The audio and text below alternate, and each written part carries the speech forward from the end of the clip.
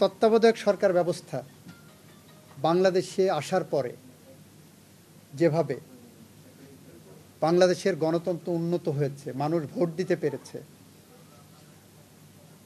তত্ত্বাবধায়ক সরকার বিলোপের পরে সেই সুযোগ হয়নি। এর সাথে বলেছি একটি সংবিধান রাজনৈতিক দলিল। সংবিধান একটি অর্গানিক ডকুমেন্ট। ধরেন আমার বাংলাদেশের ৭২ সংবিধান মুক্তিযুদ্ধের মধ্য দিয়ে অর্জিত একটি সংবিধান।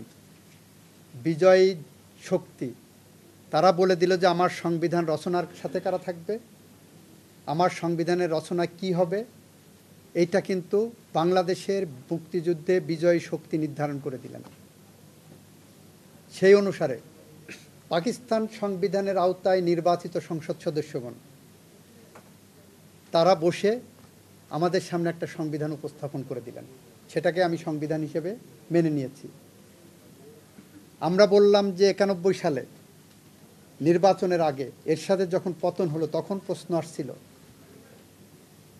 যে এরশাদ পদত্যাগ কার কাছে করবেন।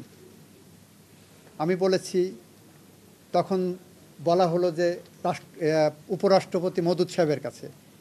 রাজনৈতিক দলগুলো বিজয়ী শক্তি গণতান্ত্রিক আন্দোলনে গণ অভ্যুত্থানে বিজয়ী শক্তি বলল যে না, আমরা এটা মানি না। তখন কিন্তু কোনো সনদ টনদ লাগেনি। রাজনৈতিক দলের মতৈক্যের ভিত্তিতেই নির্ধারিত হয়েছিল শাহাবুদ্দিন সাহেব অস্থায়ী রাষ্ট্রপতি হবেন। উনি বেঁকে বসলেন। উনি বললেন আমি চাকরি ছেড়ে যাব, আমাকে নিশ্চয়তা দিতে হবে, আমি এখানে আবার আসব। উনি পদত্যাগ করে সাধারণ জনগণের কাতারে গেলেন। সেখান থেকে তাকে উপরাষ্ট্রপতি করা হলো। তারপরে তার কাছে ক্ষমতা দিয়ে নির্বাচন করানো হলো। এ কোনো কিছু কিন্তু সংবিধানে ছিল না।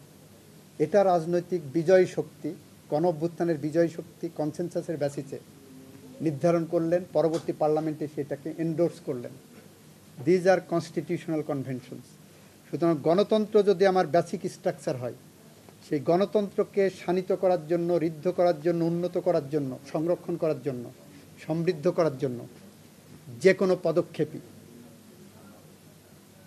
এটা বেসিক স্ট্রাকচারের সাথে মার্জ করবে এবং সেই অনুসারেই খায়রুল হকের জাজমেন্ট রং ইন্টারপ্রিটেশন, রং থিওরির উপর লেখা। এই রায় বাংলাদেশের আগামী প্রজন্মের জন্য এমন একটি দৃষ্টান্ত হয়ে থাকবে যেখানে বাংলাদেশের গণতন্ত্র, বাংলাদেশের সার্বভৌমত্ব, বিচার বিভাগের স্বাধীনতা, আইনের শাসন, বাংলাদেশের মানুষের মৌলিক অধিকার, এই সবগুলো নিশ্চিত করার ক্ষেত্রে এই রায় একটি অনন্য দলিল হিসেবে থাকবে। আমি ভোট করব। আমি নমিনেশন ওখানে চেয়েছি, আমি ভোট করব। আমি অ্যাটর্নি জেনারেল হিসাবে আছি এখনও। আমার অ্যাটর্নি জেনারেল পদ ছেড়ে যেয়ে আমি ভোট করব। যখন সময় আসবে তখন করব। আমি আশা